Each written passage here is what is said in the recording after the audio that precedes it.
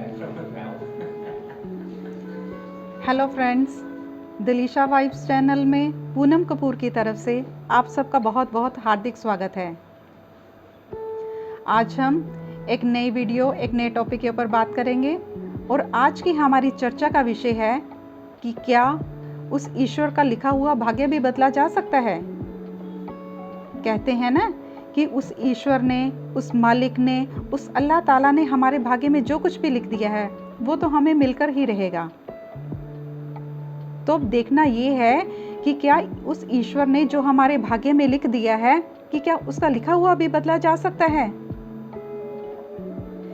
अपनी वीडियो की शुरुआत करने से पहले मैं आप सबसे निवेदन करना चाहूँगी कि आपने मेरे चैनल को अगर सब्सक्राइब नहीं किया है तो कृपया उसे कर लीजिए और इसके साथ ही नीचे जो बेल आइकन आता है ना उसे प्रेस कर लीजिए ताकि मेरी नई वीडियो जब भी आएगी उसका नोटिफिकेशन आप सबको सबसे पहले मिलेगा।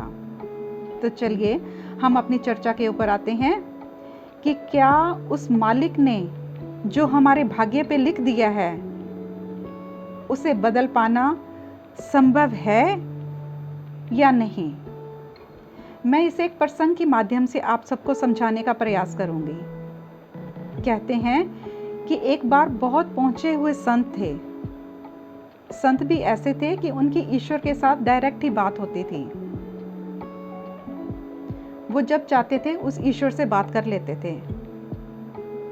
तो ऐसे ही एक औरत थी, उसके कोई औलाद नहीं थी, जिसके कारण से वह बहुत ज़्यादा दुखी रहती थी। कहते हैं ना कि जिसके पास जो चीज़ ना हो उसे इस दुनिया में उस चीज़ के ना मिलने का सबसे ज़्यादा गम होता है। वो इंसान सब कुछ होते हुए भी उस चीज़ की कमी की वजह से हमेशा दुखी ही रहता है। तो इस तरह से वो औरत भी हमेशा बहुत दुखी होती थी। बड़े बड़े पंडितों के पास, ज्योतिषियों के पास जाती थी ताकि किसी भी तरह से कोई भी उपाय करने से उसके वहाँ पे औलाद हो जाए। तो ऐसे उसे एक बार पता चला कि एक बार एक ऐसे पहुँचे हुए संत है कि जिनकी ईश्वर से डायरेक्ट बात होती है। तो उसने सोचा कि क्यों ना मैं उस संत के पास जाऊं और उनसे पूछने का प्रयास करूं कि ऐसा भी मेरा भाग्य क्या है कि मेरे कोई औलाद ही नहीं है।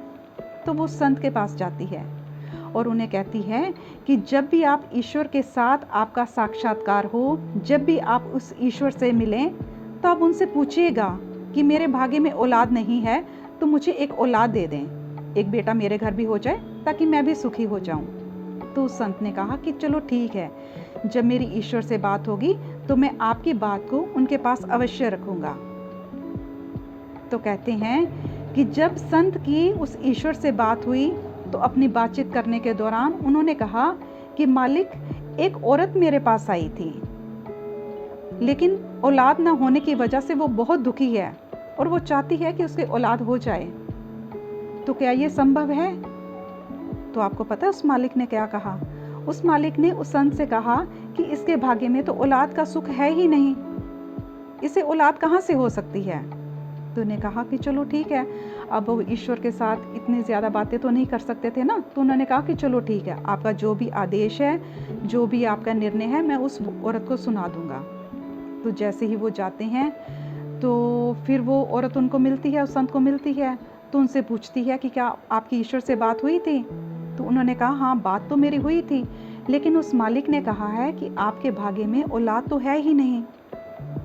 जब उस औरत को इस बात का पता चलता है, इस उत्तर को वो संत के मुंह से सुनती हैं तो उनको बहुत ज़्यादा दुखी होता है, बहुत ज़्यादा वो दुखी हो जाते हैं कि देखिए मेरे भाग्य में औलाद है ही नहीं। वो बेचारी दुखी भटकती जंगलों में चली जाती है, पता नहीं वो कहाँ कहाँ मारी मारी फिरती रहती है।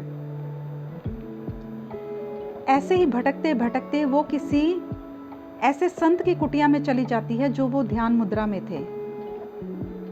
अब वो ध्यान मुद्रा में थे, उनसे कोई बात तो हो नहीं सकती थी, लेकिन जो उनकी कुटिया थी ना, तो कहते वहाँ पर बहुत ज़्यादा पत्ते बिखरे हुए थे, सब कुछ धूल मिट्टी पड़ी हुई थी, क्योंकि वो संत तो काफ़ी देर से ध्यान मुद्रा में थे।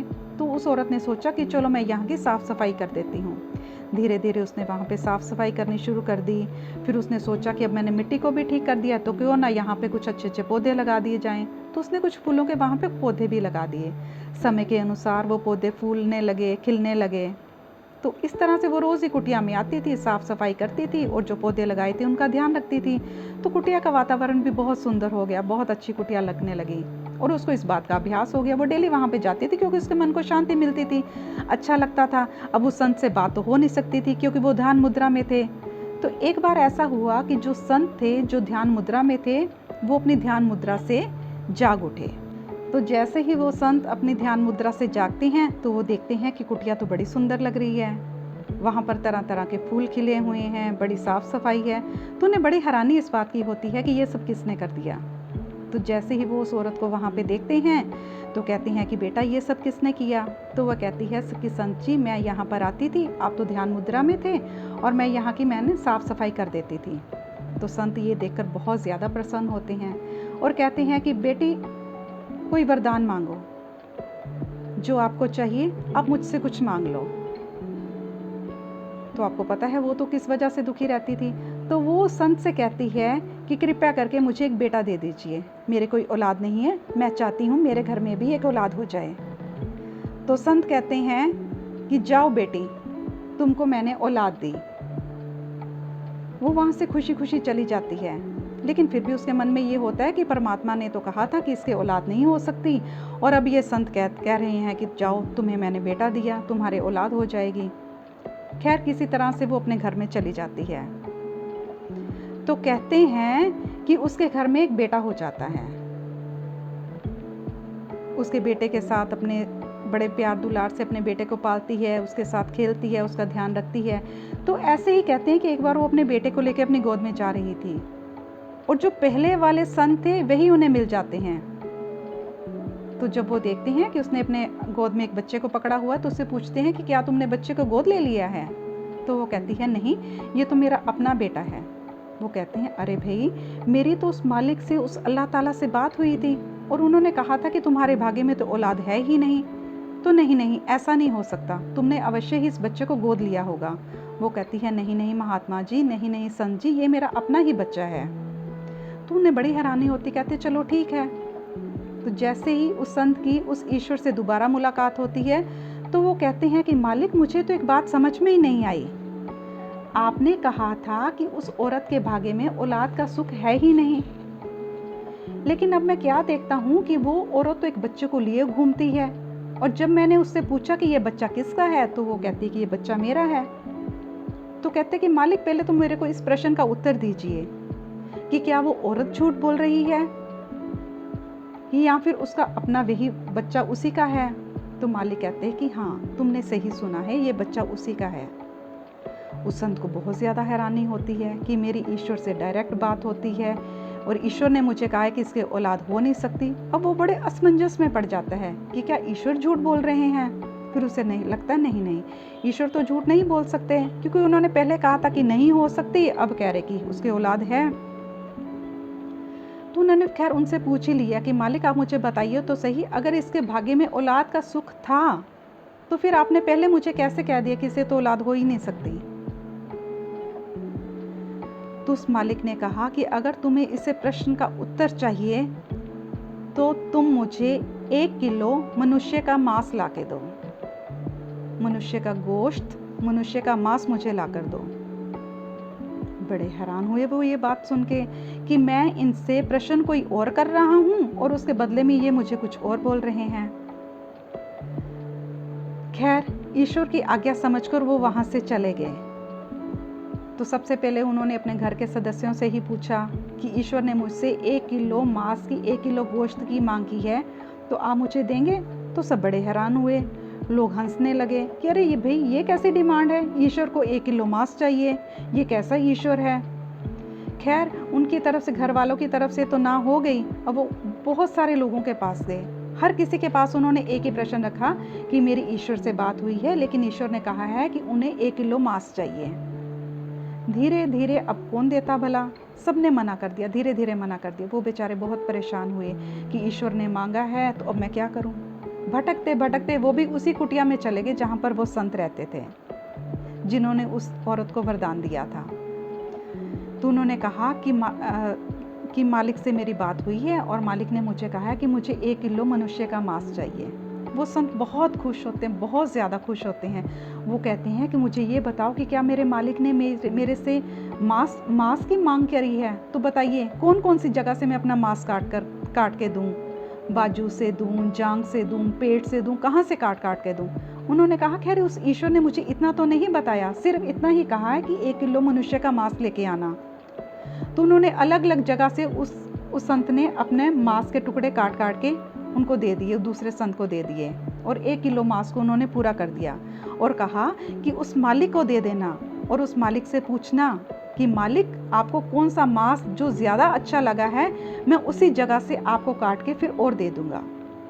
खैर वो ये सब लेके उस मालिक के पास चले जाते हैं और उस मालिक को कहते हैं कि मालिक मैं आपके लिए 1 किलो मांस लेके आ गया हूँ। जब मालिक वो देखते हैं तो पता वो क्या कहते हैं, वो कहते हैं कि क्या अब आपको अपने प्रश्न का उत्तर मिल गया? क्या अब आपको पता चला कि उस औरत के भाग्य में औलाद ना होने पर भी मैंने उसे औलाद कैसे दे दी? कि जो संत मुझसे इतना ज़्यादा प्रेम करता है, जो मुझसे इतनी ज़्यादा प्रीति करता है, भला मैं उसके वाक्य को असत्य कैसे सिद्ध होने देता? तो ये है उस ईश्वर की महिमा, ये है उस ईश्वर से भक्ति, ये है उस ईश्वर से प्रेम कि ईश्वर ने अपना लिखा हुआ ही बदल डाला।